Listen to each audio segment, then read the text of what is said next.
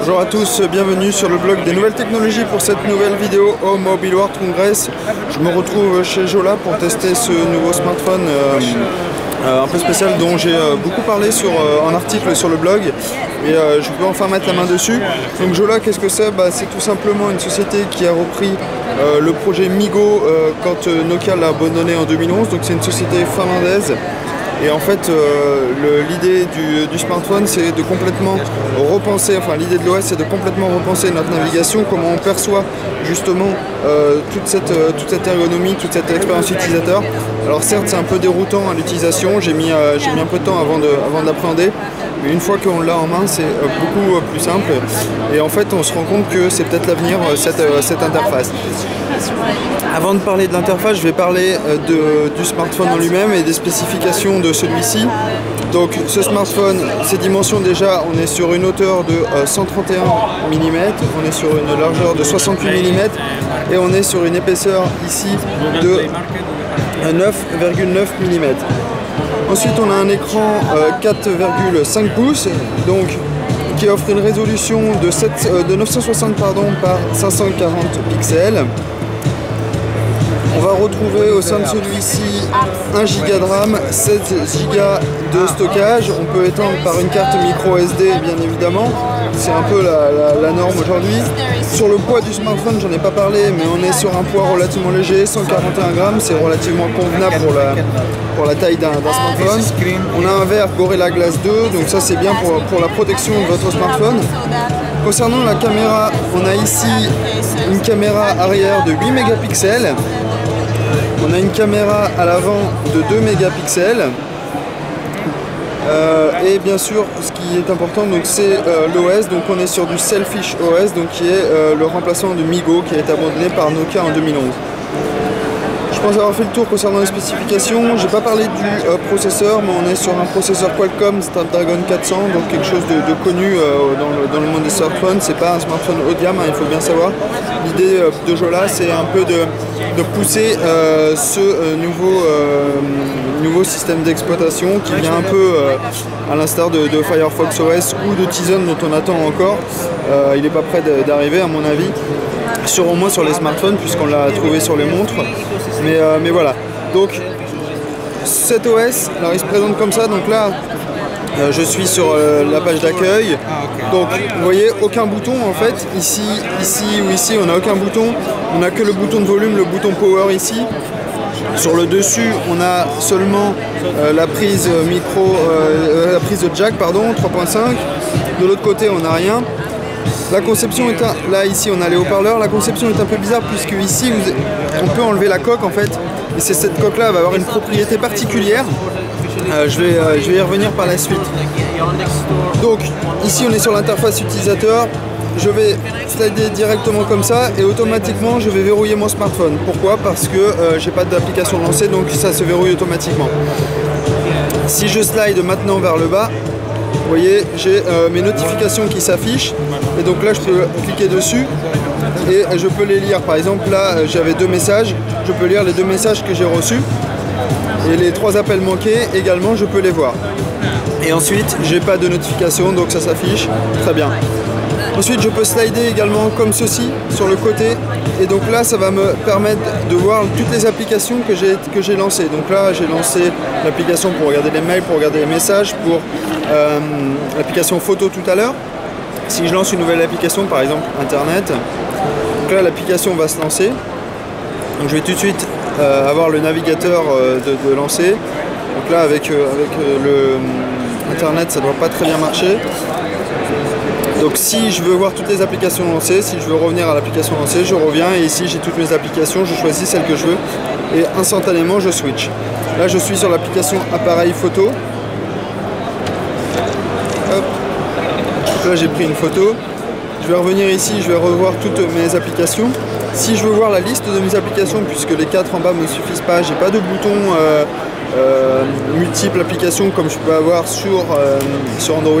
Il suffit que je slide vers le bas et automatiquement la totalité de mes applications s'affiche.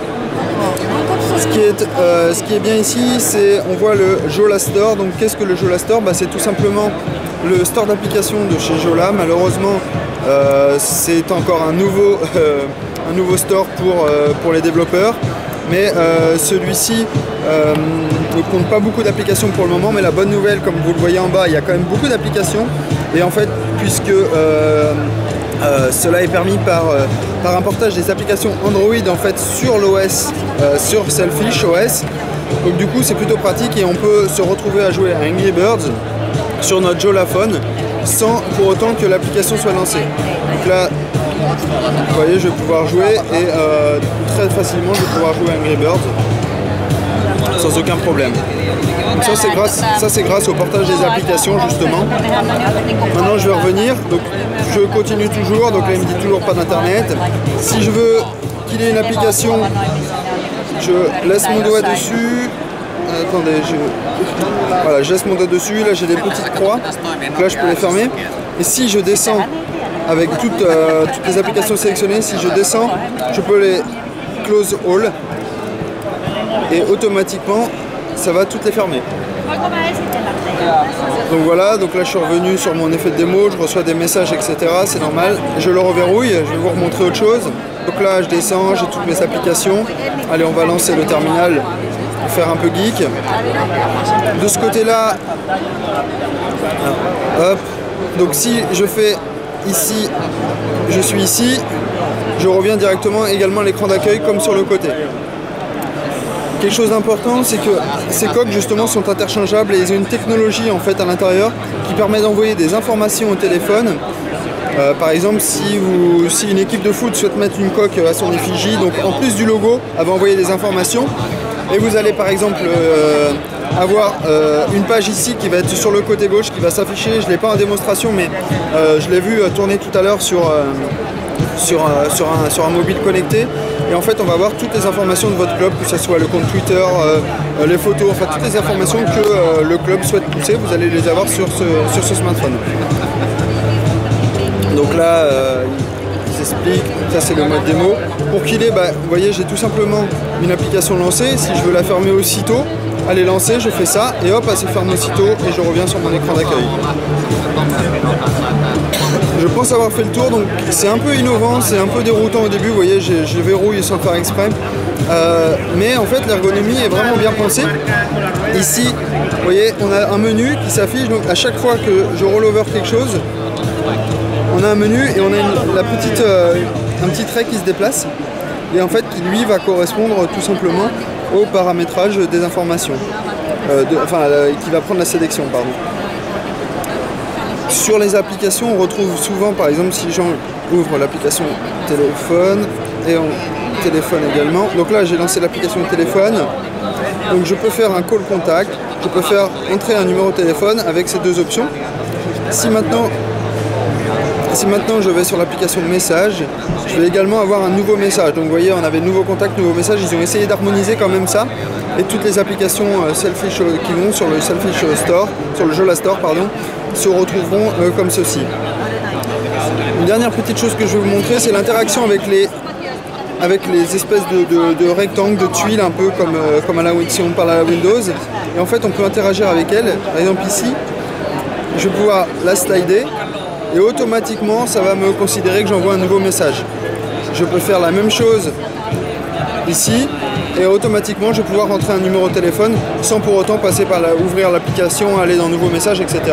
Puisque je sais que je veux aller dans les messages. Sur le bash, on ne peut rien faire. Mais c'est que sur certaines applications, on a accès à ce swipe en fait, qui nous permet de lancer une action dédiée. Voilà, j'ai fait le tour un peu de ce Jola phone, ce smartphone Jola, ce TOS Selfish, donc qui est vraiment révolutionnaire. Moi, je le trouve vraiment très bien. J'attends de voir un peu j'attends de voir ce que ça va donner par la suite. J'ai pas l'idée, j'ai pas le prix en tête du smartphone. Alors attendez, je vais essayer de regarder rapidement. Alors, je sais qu'il est en vente. Je l'avais noté, je l'ai plus en tête. Non, je l'aurai pas. Je le mettrai de toute manière dans l'article. Je vais faire un article avec cette vidéo. Vous aurez le lien en dessous de la vidéo. Donc n'hésitez pas à regarder. Mais en tout cas, c'est vraiment intéressant de voir que des gens pensent autre chose que Android et pousse une certaine une nouveauté en fait dans le monde de l'ergonomie logicielle en fait de l'OS, et ça c'est vraiment intéressant. Donc voilà, je n'ai pas fini ce Mobile World Congress, j'ai d'autres vidéos à faire, je reviendrai vers vous très rapidement. Au revoir.